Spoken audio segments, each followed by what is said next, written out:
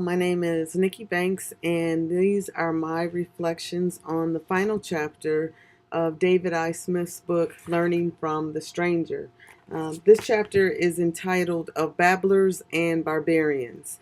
Wow, what a powerful chapter to wrap up this very enlightening book on learning from strangers. I hope I said that as the title. My greatest takeaways from this chapter all center around me really growing in understanding that as a Christian woman, as a woman of faith, of Christian faith, that I am to be ever evolving, ever growing in understanding of who I am as a Christian believer, who we are as Christian believers, and how we must live out our faith. David I. Smith notes that as Christians, we must have a willingness to grow together with fellow believers who may not be like us based on ethnicity, language, and just overall culture, meaning that, especially in ministry, that we have to be mindful to not position ourselves at a level in which we lord over the people that we are seeking to help. Because we have to understand that in that moment, they are to help us as well. We're to gain and grow from them as well. It means that Christ is not a respecter of person in the sense that there are big I's and little U's. It's not about us, but it's about us trusting God so deeply that we see the world and our fellow man and woman through God's eyes.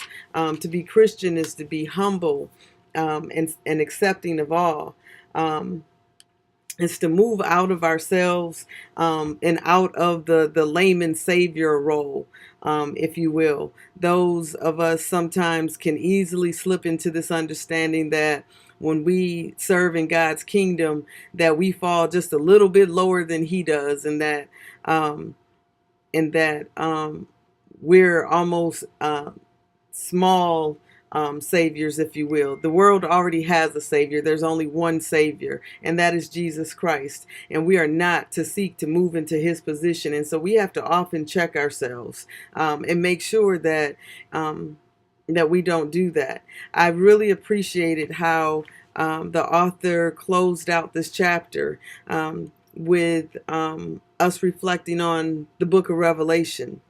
And he offered that Revelation offers us a final vision of people of every cultural origin drawn together through shared love of God and love of each other as themselves. Shared love of God and love of each other as themselves.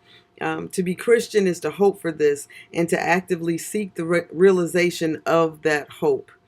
Such seeking cannot take place without learning from the stranger. And so I so appreciate all that he's written, because it's truly, truly, truly often made me stop and reflect and make sure that as I seek to work in His kingdom, that I'm not lording over people, that I'm not coming to the table from an ethnocentric perspective, thinking that I have all the answers. I earnestly believe that it takes great humility, it takes great discipline in terms of charging oneself to continuously grow as a Christian, as one seeking to work in God's kingdom. Thank you very much.